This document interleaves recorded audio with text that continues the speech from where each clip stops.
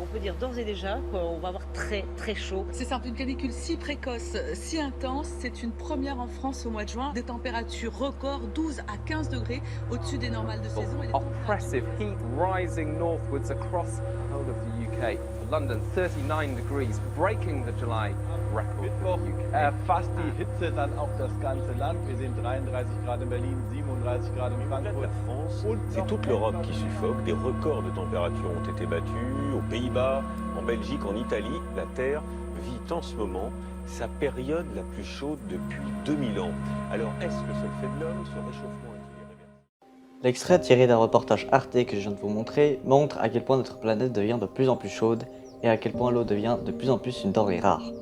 Mais comment cela se fait-il alors que la Terre est constituée d'à peu près 70% d'eau? Et qu'en est-il en Suisse, le pays appelé le château d'eau de l'Europe?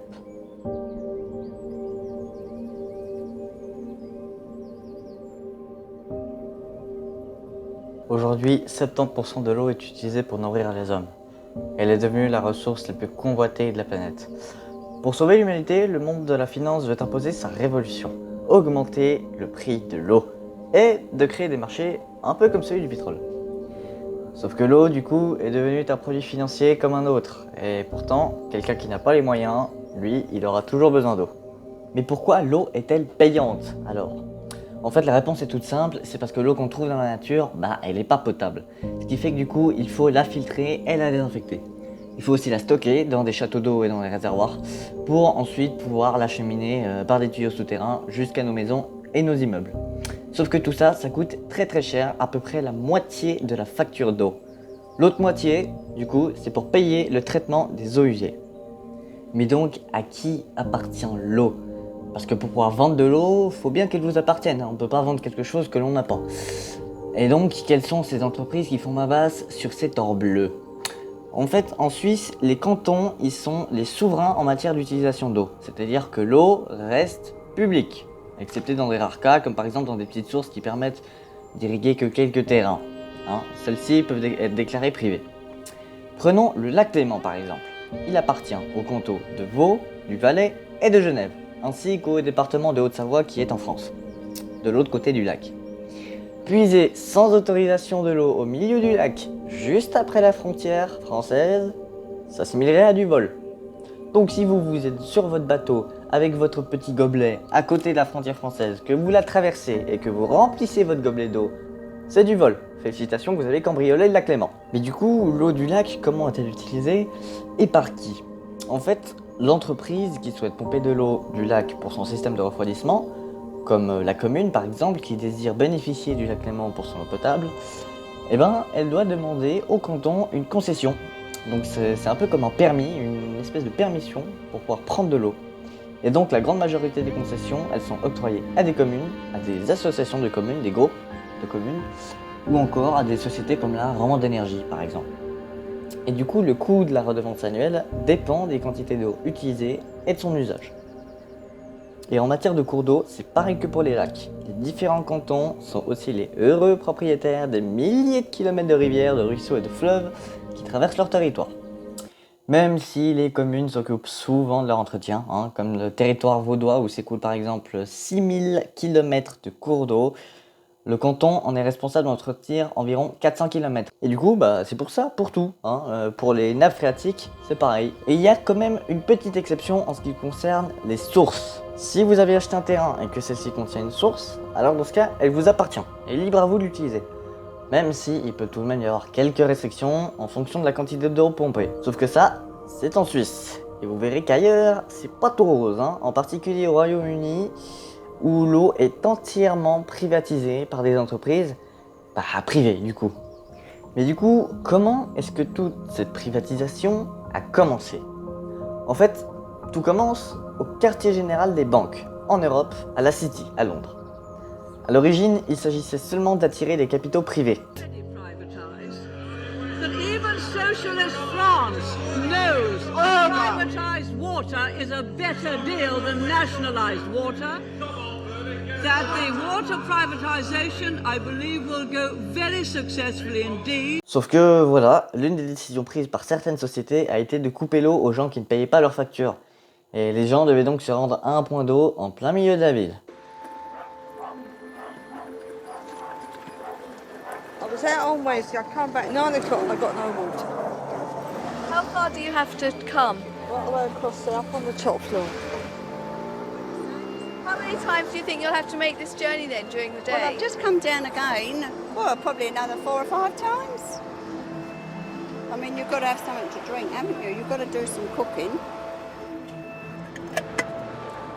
We didn't even have to queue for this during the wartime.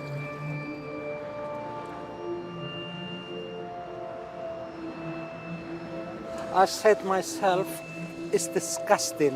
Heureusement, 10 ans plus tard, tout de même, une loi interdisant les entreprises britanniques à couper l'eau des foyers est arrivée. Il y a une nouvelle génération d'investisseurs qui arrivent et qui sont appelés les fonds vautours. En fait, ils sont pressés, ils n'ont aucun compte à rendre à personne. Et ce sont des fonds qui se créent pour une période de 10 ans. Ce qui fait que du coup, ils doivent maximiser la rentabilité pendant cette période avant de passer la main à un nouveau propriétaire. Mais du coup, ça veut dire qu'il n'y a pas besoin d'avoir mis les pieds une seule fois dans une station de pompage pour pouvoir faire fortune avec l'eau. Mais du coup, vous vous dites, ah bah, dans ce cas, s'ils n'ont plus le droit de nous couper l'eau si on ne paye pas, il n'y a plus le droit de payer l'eau. Ah bah, si seulement. Parce qu'en fait, si vous ne payez pas votre eau, ben dans ce cas, c'est des poursuites. Et là, ça peut vous coûter très très cher. Et aujourd'hui, près de 80% des Britanniques souhaitent revenir en arrière quand l'eau était encore une ressource commune et publique et surtout quasi gratuite. Une époque qui est en voie de disparition d'ailleurs. Mais on se rend compte que ce modèle de privatisation à grande échelle, elle n'existe qu'au Royaume-Uni. Mais dans d'autres pays, comme l'Australie, là où le changement climatique se fait sentir comme jamais, et où la sécheresse est au plus fort, les réserves d'eau sont au plus bas. Donc du coup, le prix de l'eau locale coûte beaucoup trop cher et les agriculteurs doivent donc importer de l'eau et en acheter à des entreprises privées. Et désormais, l'eau fonctionne un peu comme une monnaie à la bourse. C'est-à-dire que son prix varie constamment en fonction de l'offre et de la demande. Et du coup, il est possible d'en acheter désormais avec une application sur son téléphone et une fois l'eau achetée, les canaux d'irrigation s'ouvrent automatiquement pour déverser les millions de litres à des clients qui peuvent se le permettre. Sauf que pour lutter contre la pénurie d'eau, le gouvernement australien a choisi de la rationner. Donc, chaque année, ils attribuent un quota aux principaux consommateurs, donc les fermiers, les industriels et les villes, et les droits sont calculés en fonction de leurs besoins, des réserves existantes et des prévisions météo. Le marché de l'eau, elle a accompagné cette nouvelle loi en autorisant l'achat et la revente des droits d'eau. Waterfind, la plus grosse entreprise de revente d'eau en Australie, vend au mégalitre, soit aux millions de litres. Les prix sont aujourd'hui 500 $ australiens le mégalitre. Et l'eau là-bas a fini par remplacer l'or avec des rendements de près de 25% quand on investit dedans. I just want to give you a call as the market is changing a bit over the last couple of weeks since we last spoke and changed the water down to 520. And we're seeing trading really happening around that $485 to $495 a megalitre mark. Henry Harding from Waterfind. Thanks, Pete. Look forward to hearing from you. Voy a la playa, había subido la marea.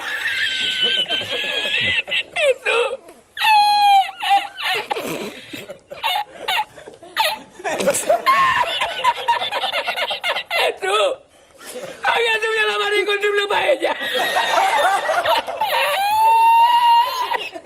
Du coup, désormais, ce sont des banques, des assurances et des gérants de fonds de retraite et d'investissement qui mettent les pieds dans le plat en investissant dans l'eau.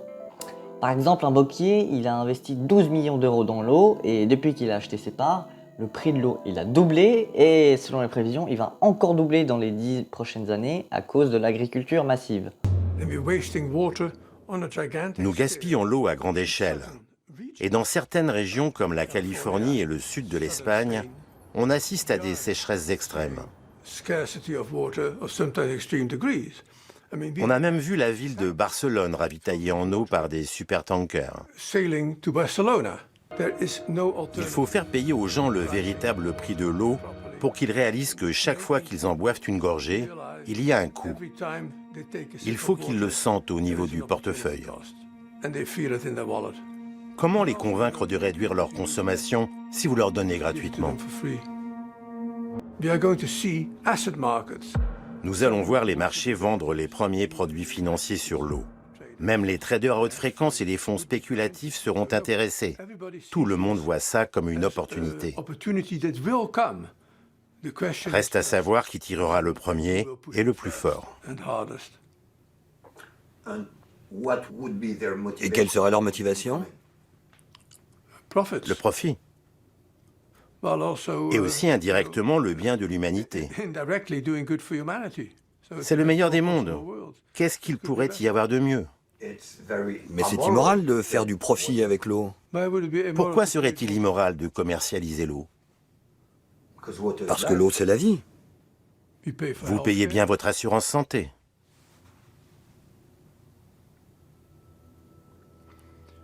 Ce n'est pas parce que l'eau est la vie qu'elle ne doit pas avoir un prix.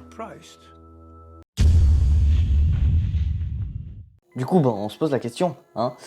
Est-ce que c'est normal que les services vitaux soient exploités par des intérêts financiers aussi agressifs? Donc l'argument que tous les traders d'eau ont, c'est qu'il y aura toujours la même quantité d'eau sur Terre pour toujours plus de personnes dans le monde, et qu'il faut faire payer aux gens le véritable prix de l'eau. Mais dans ce cas-là, ne faudrait-il pas que l'eau aille dans la charité, dans l'entretien des infrastructures? Mais non, absolument pas. Tout ça, ça part dans la poche des actionnaires et des traders.